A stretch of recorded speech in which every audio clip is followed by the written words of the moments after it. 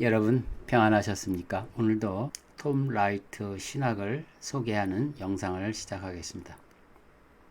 그분은 성경의 주제를 하나님의 나라로 규정하고 있고 성경적 구원관을 제사함받은 인간이 천국에 가는 것을 구원을 의미로 생각하지 않고 하나님께서 아담에게 주어진 소명을 다시 회복하고 그 소명대로 살 수 있도록 기회를 주신 것을 성경적 구원으로 생각하고 있습니다. 교회에서는 좀처럼 듣지 못하는 새로운 관점의 구원관이죠. 그런 관점에서 지난번에는 에베소서를 쭉 제가 나름대로 읽으면서 살펴보았는데 문맥적으로 라이트의 관점이 더 옳은 것처럼 저에게도 들려졌습니다. 자, 이번에는 마태복음을 지난번과 같은 방식으로 조명을 해보겠습니다. 마태복음은 상당히 긴 내용이지만 되는 데까지 나누어서 해보겠습니다. 예수님이 직접 공생의 3년 동안 설파하신 내용도 천국의 도래이기 때문에 더욱 그런 관점에서 읽어보면 새로운 시각을 체험할 수 있을 것입니다. 그러면 지금부터 마태복음을 1장부터 쭉 살펴보도록 하겠습니다. 자, 1장은 왕의 계보가 나오죠. 예수님의 세대를 소개하는 내용으로 시작됩니다. 아브라함과 다윗, 바벨론 포로, 그리스도까지의 그 세대를 쭉 나열하고 있는데요. 아브라함이 등장합니다. 또 다윗이라는 인물이 등장합니다. 그리고 이스라엘이 겪은 사건 중에 대표적인 바빌론 포로가 등장하고 그리고 그리스도가 등장합니다. 아브라함에 포함된 내용, 다윗이 포함된 내용, 바빌론 포로에 포함된 내용, 그리고 예수 그리스도의 생애를 통한 내용, 이 공통적인 문맥, 하나의 흐름을 살펴보면 그것은 이스라엘 언약의 성취와 통합니다. 결국 왕의 계보, 왕의 혈통, 왕의 계보는 하나님의 언약 성취와 연결된다는 뜻이죠. 왕의 탄생이 후반부에 간략하게 기록되어 있습니다. 정혼한 처녀인 마리아에게 성령으로 잉태된 분이 등장합니다. 자기 백성을 그들의 죄에서 구원할 것이다. 구원이 나오죠. 죄로부터의 구원, 이렇게 연결이 되는 것입니다. 자기 백성을 그들의 죄들에서 구원할 것이다. 이것을 제사함 받고 하늘나라에 가서 영원히 산다. 이런 염으로 받아들일 때는 앞에 등장한 아브라함, 다윗, 바빌론 포로, 그리스도 이 인물과 이 사건에 포함된 그 내용과 문맥이 서로 연결되지 않습니다. 우리가 단지 죄 용서 받고 천국에 살게 되었다가 구원의 중심 개념이라고 했을 때 앞에 이 네 가지의 그 단어가 연결이 잘 안 된다는 뜻이죠. 그럼 이것을 하나님의 언약, 소명을 버리고 우상 숭배한 것이 이스라엘의 죄의 대표가 되겠죠. 그래서 죄를 성경은 규정을 어긴 것으로 정의하지 않고 관역에서 빗나간 것으로 정의하고 있습니다. 소명 언약과 연결시키면 잘 맞아질 것입니다. 그 언약을 이루시기 위해서 우리와 함께 하시겠다. 하나님이 그 아담이 버렸던 언약을 다시 회복시켜서 끝내 구원받은 백성들과 함께 이루시겠다. 이것이 임마누엘의 의미입니다. 하나님이 함께 하신다. 그것이 마태복음 1장에 그 의미가 다 담겨져 있습니다. 2장으로 보겠습니다. 실제적 지배자인 헤롯 왕이 등장합니다. 동방 박사가 갑자기 유대인의 왕이 탄생할 것을 예고하기 위해서 방문했을 때 헤롯 왕은 실제적 권세자입니다.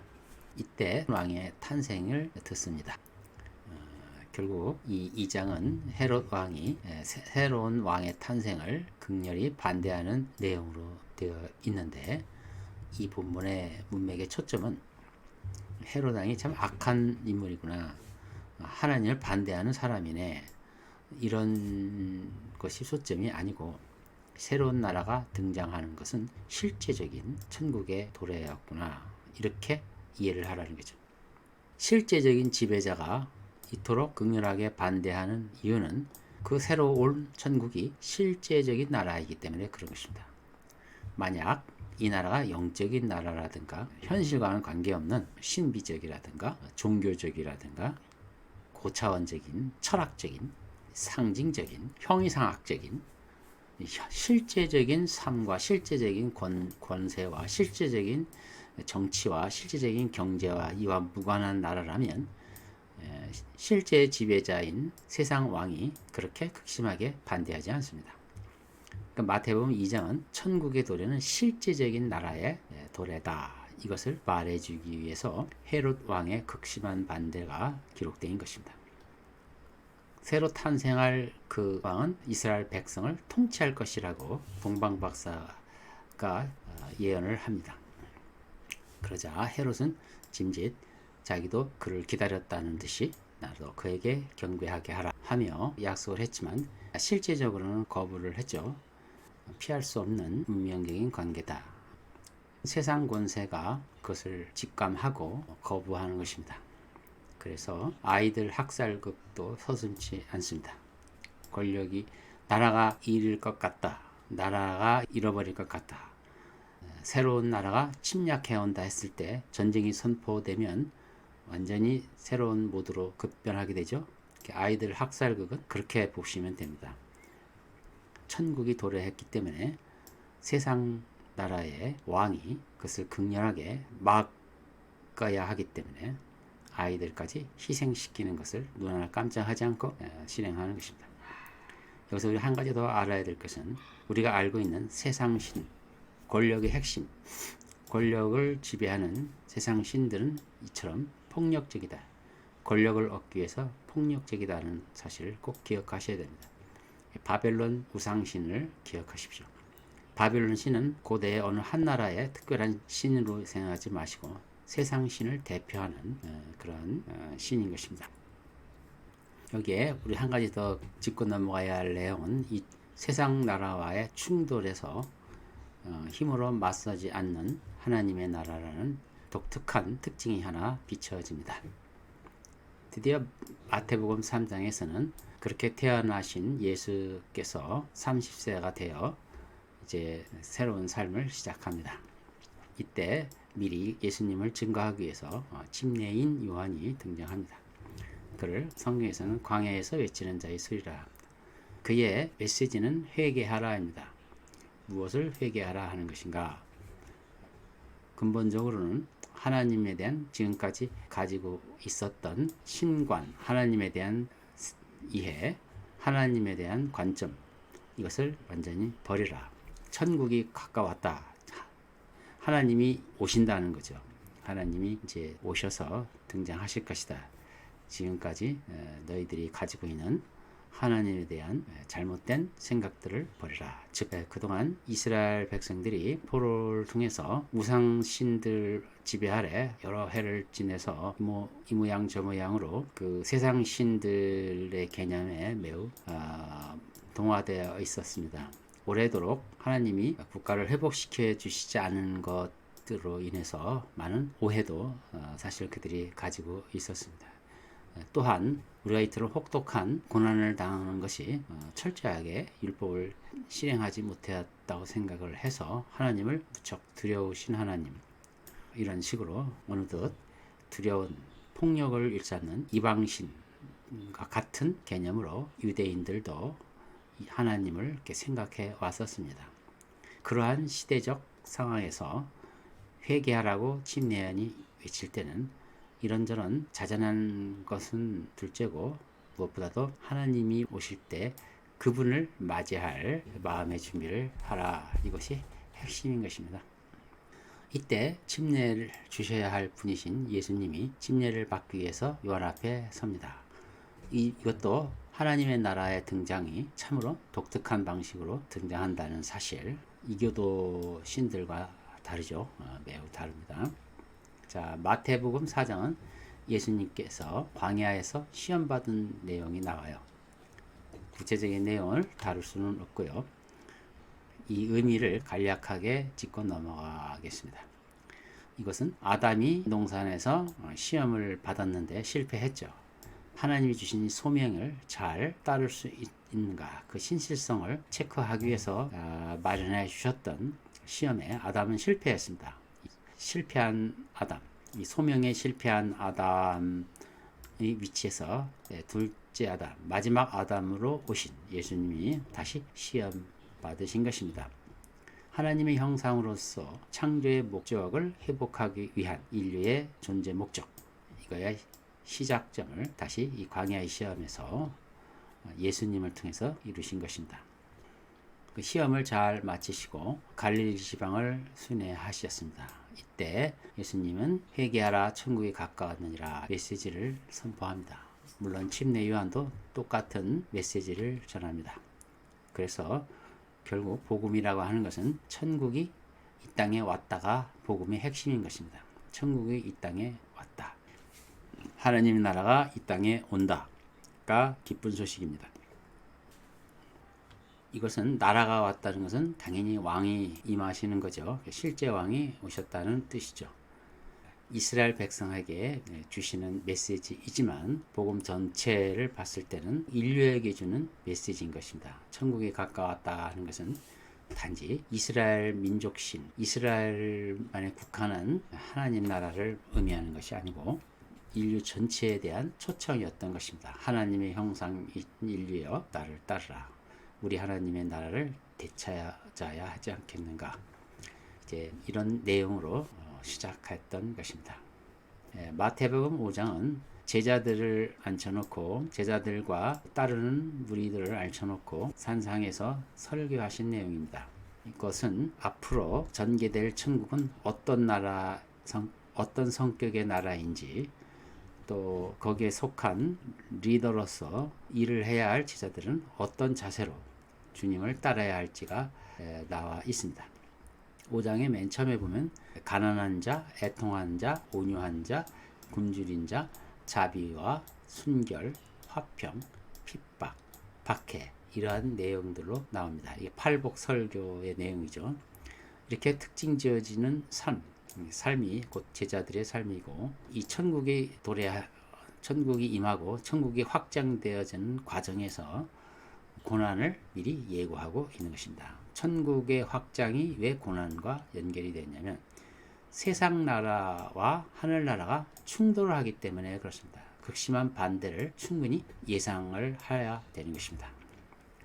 그리고 너희는 땅의 소금이요 세상의 빛이라 했을 때, 이건 하나님의 나라의 특징, 세상 나라와 근본적으로 다른 특징을 이렇게 비유로 말씀하신 것입니다. 소금과 같은 나라다. 빛과 같은 나라다. 사랑과 온유와 겸손, 이런 것으로 지배하는 나라죠. 폭력과 공포와 강제, 이런 것들로 지배하는 나라가 아닙니다. 어둠의 나라가 아닌 것입니다. 그 5장에는 또 하나님의 진노가 표현이 되고 있는데, 이것은 앞으로 전개될 천국의 확장, 천국의 임재와 그 확장이 얼마나 중요한 것인지, 얼마나 하나님께서 마음을 두고 계신지를 분명히 해주신 내용인 것입니다. 또다시 소명을 저버릴 경우에는 하나님의 극심한 진노를 받을 수밖에 없다 하는 뜻입니다. 이것을 문맥을 무시하고 개인적으로 하나님의 진노에서 벗어나는 것이 곧 구원이다, 이렇게 축소해서 이해해서는 안 되는 것입니다. 전인적인 삶이 하나님의 소명에 합당해야 된다, 이것으로 이해를 해야 하는 것입니다. 그래서 구원을 받았다 하면 하나님의 나라에 초대받았고 하나님 나라에 동참한다, 이렇게 이해를 하시면 되겠습니다. 구원을 받았다 하면 단지 어디에 들어간다, 천국에 간다, 이런 장소적 이동이 아니라 역할, 내가 잔치에 초대받았다 하듯이 좋은 기회에 내가 다시 기회를 얻었다, 이렇게 이해를 하셔야 되겠습니다. 5장의 후반부에 보면 예수님이 옛사람들이 말했던 바, 이렇게 옛사람들은 이렇게 말했는 것을 너희들 알지만 나는 너희들에게 이렇게 말한다 하고, 그런 표현들로 쭉 몇 가지를 말씀하셨어요. 이것은 유대인이든 이방이든 소위 진리라고 하는 그러한 이해들을 이제 다 내려놔라 이거죠. 과거의 틀에서, 과거의 선입견에서 벗어나야 된다. 과거의 틀에서 얽매이지 말라. 천국을 이해하기 위해서는, 또 새 시대를 맞이하기 위해서는 함부로 예단하지 말라. 이 새 시대는 너희들이 생각하는 것보다 훨씬 크고 훨씬 중요한 것이다. 그렇기 때문에 옛사람들이 말한 바 이러이러했지만 나는 너에게 이러한다 하고, 새로운 마음의 변화, 모든 변화를 또 생활 습관의 변화, 말의 변화, 하나님에 대한 지식의 변화, 하나님의 아들 예수에 대한 기대의 변화, 모든 변화들이 다 포함이 되어 있는 것입니다. 33절과 37절 보면 오른뺨을 때리면 다른 쪽도 돌려대라. 누가 오리를 가달라 하면 심리까지 동행해줘라. 또 원수를 사랑하라. 박해하는 자들에서 기도하라. 이러한 내용들은 윤리적으로 보면 정말 뭐랄까요, 파격적인 요구사항인 것입니다. 이 하나님의 나라 특성은 적극적으로 사랑하라. 적극적으로 사랑하는 나라로 특징 지어지고 있습니다. 왜 이렇게 해야 되느냐? 갑자기 그들은 이해를 못할 겁니다. 왜 이런 식으로 해야 됩니까? 왜 원수를 사랑해야 됩니까? 왜 오리까지 동행해달라면 심리까지 가줘야 됩니까? 나도 바쁜데. 이런 식으로 하는 것은 근본적으로 곧 이 말 하나님의 나라, 천국은 바로 이런 세상의 나라이고 이제 새로운 나라이기 때문에 마음의 준비를 잘 하라고 하는 것입니다. 모든 것을 새롭게 시작했다는 뜻으로 여러분은 이해하셔야 되겠습니다. 6장에서는 자선을 베풀고 위선을 부리는 이런 종교적인 행태들을 지적을 하십니다. 여기에 중요한 것은 사람에게 보이려고 더 이상 애쓰지 말라. 은밀히 보시는 하나님께 초점을 맞추는 것이 이런 내용입니다. 모든 종교 행위란 참된 하나님에게서 아니라 사람들에게 잘 보이려고 하는 열성에 불과한 것입니다. 바로 이것이 종교가 헛되다는 뜻입니다. 기도도 그렇고요, 자선도 그렇고 은밀히 보시는 하나님께 신신하는 것이 중요한 겁니다. 또 무엇이 필요로 하시는 이미 하나님은 아신다고 하면서 기도의 교훈을 가르쳐 주시죠. 이것은 모든 일을 하나님과 함께 이루어 나가자는 뜻입니다. 아담이 실패한 것은 하나님 없이 선과 악을 알려고 했던 것이 실패의 근본 원인이었죠. 이제는 함께 이루어가자. 최초의 하나님이 아담에게 주신 이 소명은 어떤 정답이 있는 것이 아니었습니다. 무한한 자유와 무한한 가능성, 미지의 세계에 하나님이 나랑 함께 이 세상을 이루어 나가자고 한 것입니다. 이제 다시 예수님을 통해서 그것을 다시 인류에게 시작하려고 했던 것입니다. 제자들에게 기도를 가르쳐 주셨죠. 기도의 내용이 곧 천국의 주제와 같은 것입니다. 하늘에 계신 우리 아버지, 하나님을 부르실 때, 호칭을 할 때 아버지라고 부르는 것은 바로 이미 천국에 초청받은 제자들은 하나님의 아들들, 즉 황태자라는 사실이 나와 있죠. 첫 번째로 아버지의 이름이 거룩하게 되옵시고가 나옵니다. 하나님의 영광을 최우선으로 기도하라. 하늘에서 이루어진 뜻이 땅에서도 이루어지도록, 즉 천국이 이 땅에 임하는 것이죠. 이 땅에 하나님의 나라가 확장되도록 그렇게 기도하라고 시킵니다. 일용할 양식을 주소서. 생각은 우주적으로 하되 실천은 하루하루를 소중히 여겨서 그날그날 실천하라. 이것이 바로 천국이 확장되는 방식이다. 또 용서할 일이 있으면 1만 달란트 비유해서 배우고 거기서 서로 용서해라. 이것이 하나님 나라가 확장되는데 치워야 할 걸림돌을 아주 효과적으로 치워야 하는 방법이다. 또 우리가 가는 길은 고난의 길이 예비되었다고 하죠. 세상 신들이 호락호락 자기 권세를 내놓지를 않을 게 뻔한 거거든요. 그래서 십자가의 길이고, 또 우리는 또 힘으로 그들을 쳐 없애는 방식이 아니고 사랑으로 또 해나가야 하는 길이기 때문에 많은 시험이 있을 것입니다. 그래서 이러한 시험 들게 하지 말라고 기도하라고 시키신 것입니다. 결국 기도의 핵심 주제는 권세와 왕국과 영광이 영원토록 아버지 것이다. 즉 모든 만물을 그리스도께 하나로 모으는 것이죠. 그리고 모든 무릎이 주 앞에 무릎을 꿇고 아버지께 영광을 돌리는 것이 바로 하나님 나라의 목표인 것입니다. 즉 기도의 목표인 것이죠. 기도의 목적을 보니까 하나님 나라를 세운 데 있는 것입니다. 여기에 또 우상, 가장 구약 시대에 하나님 백성들이 실패했던 우상 신을 다른 관점에서 또 소개하고 있습니다. 재물, 만몬신, 재물을 사랑하는 것은 구약 시대에 우상을 숭배하는 거랑 똑같은 것이다. 하나님을 버리고 돈을 사랑하면 구약 시대에 이스라엘 백성들이 바빌론 신, 이집트 바로의 신을 섬기는 것처럼 나는 여기겠다 이렇게 말하고, 염려하지 말고 먼저 하나님 나라와 그의 의를 구하라 이렇게 말씀하십니다. 마지막 설교 내용은 7장은 판단하지 말라라고 시작합니다. 내 눈에 들보를 보라. 거룩한 것을 계획에 주지 말라. 또 구하고 찾고 두드리라. 또 황금률대로 살아라. 황금률은 상대에게 요구하고자 하는 것이 있는가? 네가 먼저 그렇게 대해라. 이것이 바로 새로운 시대에 살아야 할 우리들이 가져야 할 기본 자세인 것입니다. 환영받지 못한다 그랬죠. 이 천국이 초청에 부름받은 자들이 많지 않을 것이다. 그래서 좁은 문으로 들어가라고 말하는 것입니다. 또 여기에는 많은 복음의 왜곡, 복음을 비틀어서 거짓말하는 자들이 많이 나올 것이다. 이렇게 경고를 하고 설교를 마치고 있습니다. 그래서 항상 열매가 중요한 것이다. 열매로 먼저 좋은 나무인지 나쁜 나무인지를 판단해서 잘 대처하라. 그리고 듣고 행하는 자가 되어서 반석 위에 집을 짓는 자처럼 행동하라. 이렇게 말씀하십니다. 7장까지 쭉 살펴보니까 천국이 임한다는 관점에서 살펴보니까 전체적으로 마땅히 꼭 필요한 말씀들이었습니다. 적재적소에 필요한 말씀들이었습니다.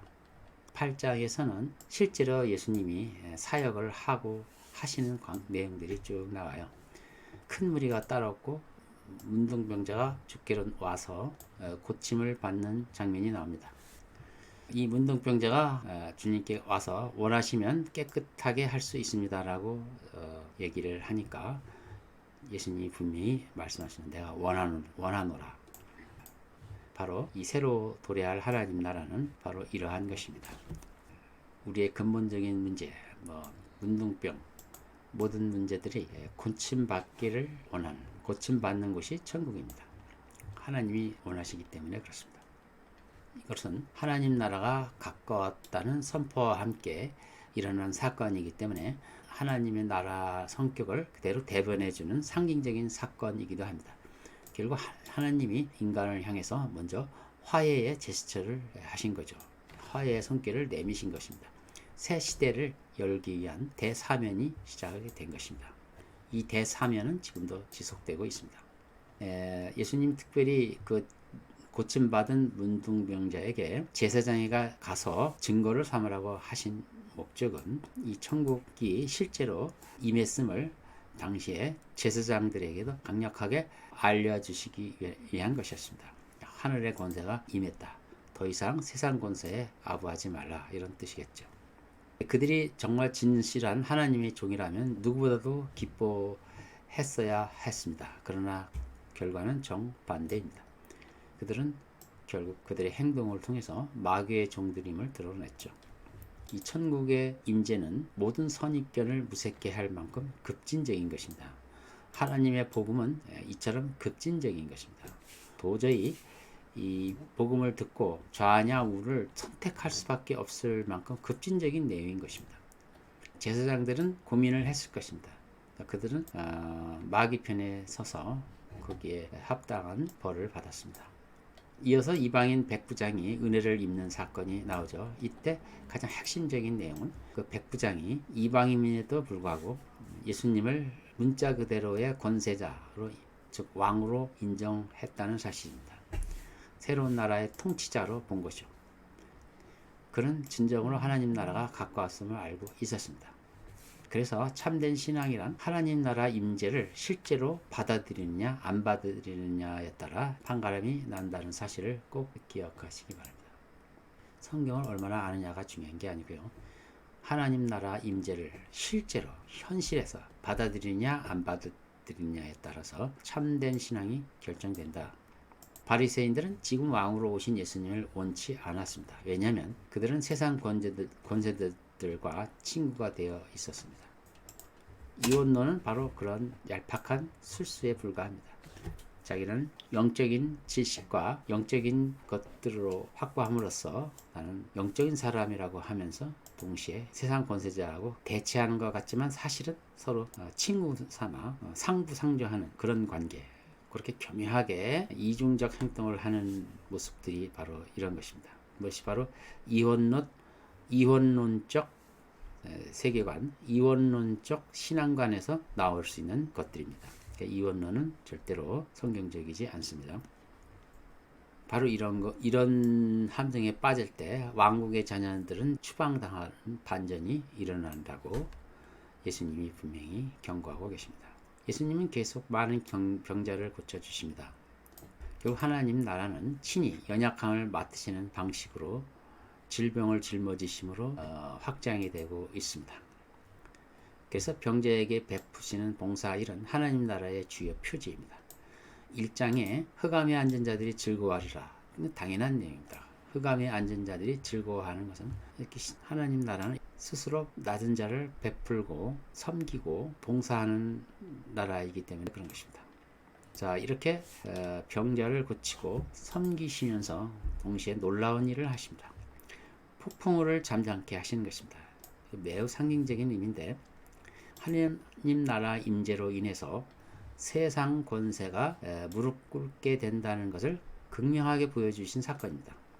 왜냐하면 바다의 신, 당시 알고 있는 바벨론 신, 이집트 신, 이방 신들이 바다의 신이 있다고 생각하고 있습니다. 그 바다의 신은 혼돈의 신, 바다의 신을 순종케 하는 일이 눈앞에 전개된 것입니다.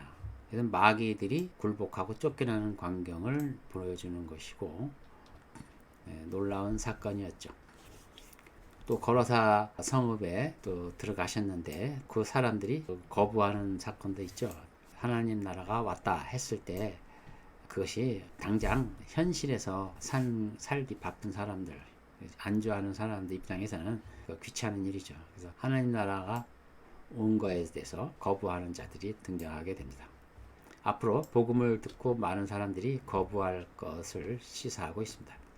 이 땅에 천국이 임해야 된다는 사실에 관심이 없는 자들이 여기에 해당합니다. 자, 전체적으로 8장까지 쭉 살펴봤는데요. 하나님 나라의 등장이 마태복음 전체의 중심 문맥으로 쭉 흐르고 있음을 알 수 있었습니다. 자, 오늘은 여기까지 하겠습니다. 다음에 또 찾아뵙도록 하겠습니다. 안녕히 계십시오.